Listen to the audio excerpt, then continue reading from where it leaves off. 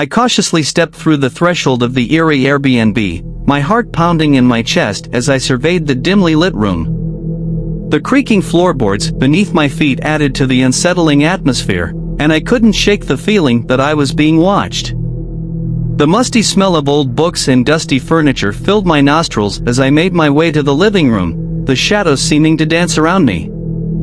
I couldn't help but wonder what kind of history this place held, and what kind of spirits may be lurking within its walls. As I settled onto the worn couch, I couldn't shake the feeling that something was off. The silence was oppressive, broken only by the occasional rustle of a curtain or the distant sound of a car passing by. My mind raced with possibilities of what could be causing the eerie ambience. The longer I stayed, the more I felt like a trespasser in this haunted house. The chill in the air seemed to seep into my bones, and I couldn't shake the feeling of being watched by an unseen presence. The hairs on the back of my neck stood on end as I imagined the worst-case scenarios, making my heart race with fear. I found myself constantly checking over my shoulder, half expecting to see a ghostly apparition materialize before me. Every sound, every movement sent shivers down my spine, and I couldn't help but wonder if I would make it through the night unscathed. As the hours ticked by, the atmosphere grew more and more oppressive, and I found myself counting down the minutes until morning. The darkness outside seemed to stretch on forever, and I felt like I was trapped in this haunted Airbnb, with no escape in sight. Finally, the first light of dawn filtered through the curtains, and I breathed a sigh of relief. I quickly gathered my belongings and made my way to the front door, eager to put this terrifying experience behind me. As I stepped outside into the bright morning light, I couldn't help but feel grateful for the safety of the world outside. The horrors of that Airbnb would stay with me forever, a chilling reminder of the true power of fear. As I walked down the front steps of the Airbnb, I couldn't shake the feeling that I was being followed. I glanced over my shoulder, but saw nothing out of the ordinary. Nevertheless, my heart raced with paranoia. I started walking faster, feeling like something was drawing closer and closer to me. My footsteps echoed through the empty street as I tried to calm myself down, telling myself it was just my imagination playing tricks on me. But then I heard it, a faint whisper, just beyond the reach of my hearing. My pace quickened, my mind racing with the worst possible scenarios. What if something was following me? What if I had unknowingly brought something out of that haunted Airbnb with me? I turned the corner, almost running now, when I saw it, a figure, standing in the middle of the street, staring straight at me with soulless eyes. It was too far away to see any details, but the aura of malevolence it exuded was palpable. I froze in terror, unable to move as the figure started to move towards me. My heart raced as I tried to come up with a plan, but my mind was blank with fear. I was completely vulnerable, with nothing to defend myself against this supernatural force. Just as the figure was about to reach me, I felt a sudden surge of courage. I turned around and sprinted as fast as I could, not daring to look back until I was several blocks away. When I finally stopped to catch my breath, I looked around, the street was empty, and there was no sign of the figure. But I knew it was still out there, somewhere, waiting for its chance to strike again. From that day on, I was never the same. The horrors of that haunted Airbnb had followed me out into the world, and I was constantly on edge, always looking over my shoulder for signs of the supernatural. And though I may have escaped that Airbnb alive, I knew that there would always be something lurking just out of sight, waiting to claim me as its next victim. As the days passed, I tried to shake off the feeling of unease that had taken hold of me since my stay at the haunted Airbnb. I tried to tell myself that it was all in my head, that there was no such thing as ghosts or malevolent spirits. But then, one night, I heard it again, the faint whispering, just beyond the edge of my hearing. I knew that I wasn't imagining things, and that something was out there, watching me. With a sense of dread in my heart, I started to investigate the Airbnb, hoping to uncover the truth behind the supernatural occurrences. It wasn't until I stumbled upon a hidden room in the basement that I finally found my answer. Inside the room, I found a dusty old book, filled with strange symbols and ancient incantations. As I read through the pages, I realized that the Airbnb had been cursed by a powerful witch, seeking to exact revenge on those who had wronged her. But just as I thought I had solved the mystery, I discovered a shocking plot twist. The witch wasn't the only one behind the hauntings. It turned out that the Airbnb was also home to a group of malevolent spirits, who had taken advantage of the witch's curse to terrorize unsuspecting guests. And as if that wasn't enough, there was yet another plot twist. I realized that I myself had unwittingly become a pawn in their game. The spirits had been watching me ever since I arrived, and they had manipulated me into finding the cursed book, hoping to use it to strengthen their hold on the Airbnb. With this realization, I knew that I had to act fast. I used the knowledge I had gained from the cursed book to perform a ritual that would cleanse the Airbnb of its malevolent spirits and break the witch's curse. In the end, I was successful, and the Airbnb was finally free of its haunting presence. But the experience had changed me forever. I knew that there were things out there beyond my understanding, and that the world was a much stranger and more dangerous place than I had ever imagined. Despite my success in banishing the spirits and breaking the curse, I couldn't help but feel like something was still off about the Airbnb. Every night, I still heard the faint whispering in my ear, and every night, I felt like something was watching me. One night, I decided to investigate further. I retraced my steps to the hidden room in the basement, hoping to find some clue that would explain the source of my unease. As I entered the room, I felt a cold breeze brush past me, and I saw that the cursed book was no longer there. In its place was a note, written in elegant script. It read, "Congratulations on breaking the curse. But don't think that this is the end. You may have banished the spirits, but you've also attracted the attention of something far more malevolent. Something that has been watching you since the moment you stepped foot in this Airbnb. And now that you've shown that you have a connection to the supernatural world, it won't stop until it has claimed you as its own." As I read the note, a chill ran down my spine. I knew that I had to leave the Airbnb immediately, but I also knew that it was already too late. As I hurriedly gathered my things, I heard a strange noise coming from the walls. It sounded like something scratching at the plaster, trying to claw its way out. I knew then that I had made a grave mistake in staying at the Airbnb. I had unwittingly opened a door to a world beyond my understanding, and now, it was too late to close it. With a sense of dread in my heart, I fled from the Airbnb, hoping that I would never have to face the malevolent entity that was now pursuing me. But as I stepped out into the street, I realized that I was wrong. The entity wasn't pursuing me, it was inside of me, growing stronger with every passing moment. And as I looked up at the night sky, I knew that my life would never be the same again. For I had unlocked a world of darkness and terror, and I would spend the rest of my days fighting to keep it at bay.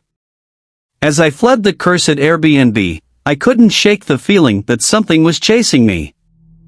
I knew that the malevolent entity was now inside me, growing stronger with every passing moment.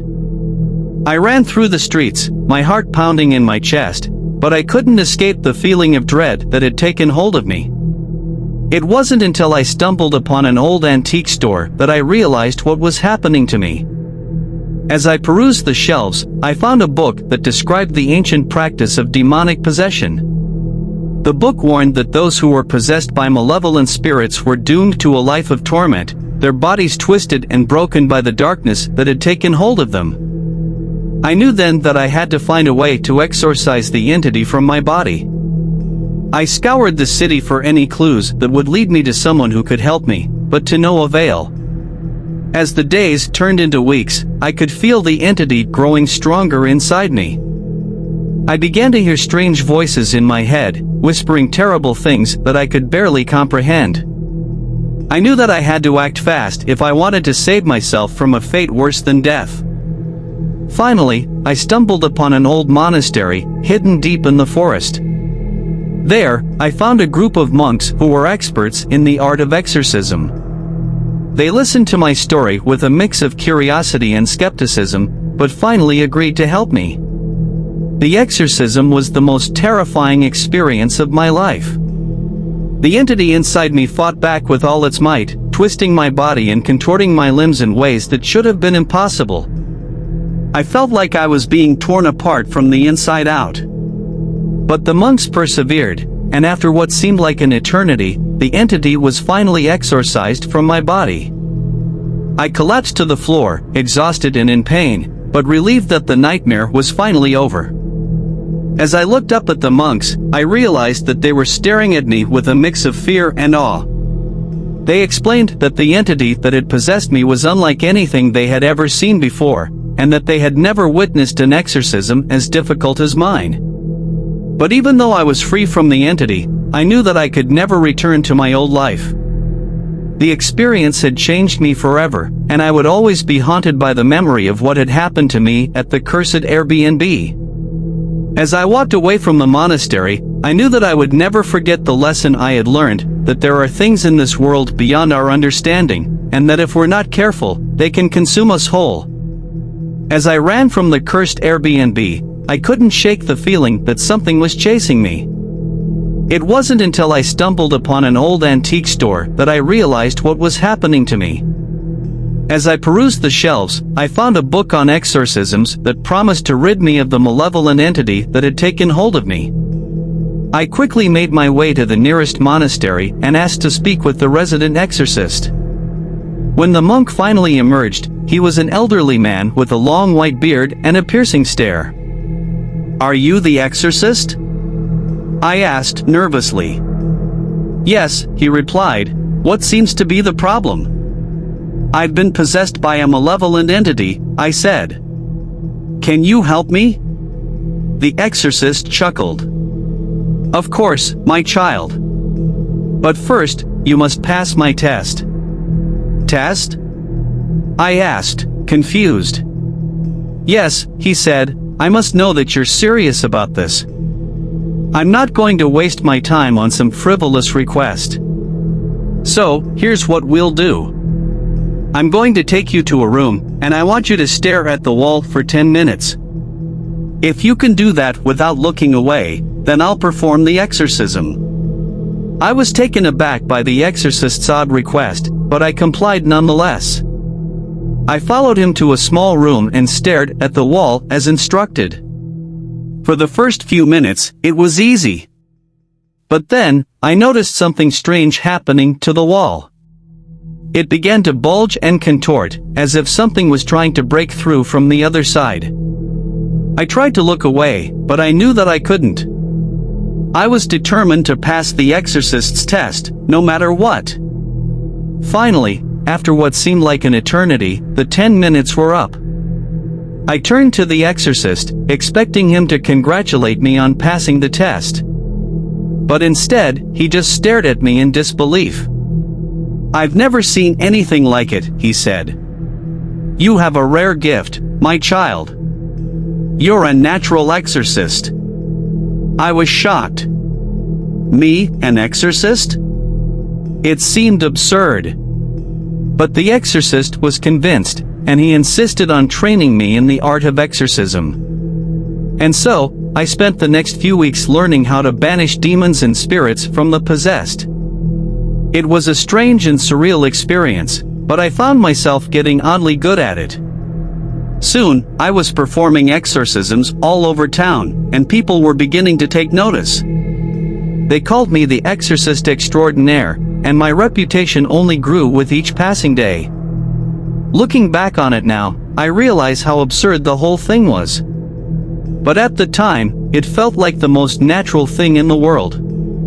And who knows, maybe there really was a malevolent entity inside me that was pushing me towards greatness. Either way, I'm just happy that I can look back on the whole thing and laugh. It was a weird and wonderful time in my life, and I wouldn't trade it for anything. As time passed and my reputation as an exorcist grew, I started to feel like I was invincible. I had dealt with countless spirits and demons, and each time, I emerged victorious. But then, I was called to a particularly difficult case. It was a young girl who had been possessed by a demon so powerful that it had driven her to the brink of insanity. I knew that it was going to be a challenge, but I was confident that I could handle it. I arrived at the girl's house and began the exorcism. At first, everything seemed to be going according to plan. The demon was fighting back, but I was holding my ground. But then, something changed. The girl's eyes turned black and her voice became guttural. It wasn't the demon speaking anymore, it was something else. I tried to flee, but it was too late. The girl lunged at me, and I felt something cold and sharp pierce my chest. I collapsed to the floor, and everything went dark. When I woke up, I was in a hospital bed. The doctors told me that I had been in a coma for weeks and that they weren't sure if I was going to make it. But that wasn't the worst part. The worst part was the feeling that lingered inside of me, the feeling that the demon had followed me back from the exorcism and was still with me, even now. I could hear its voice whispering to me in the dead of night, tempting me to give in to its dark desires. I knew that I had made a grave mistake, and that I had no one to blame but myself. And so, I spend my days in fear, always looking over my shoulder and wondering when the demon will finally come for me. I know that it's only a matter of time before it does, and that when it does, I won't be able to fight it off. I'm trapped in a never-ending nightmare, and I know that there's no escape. The horror of that fateful exorcism will haunt me forever, and there's nothing I can do to change that.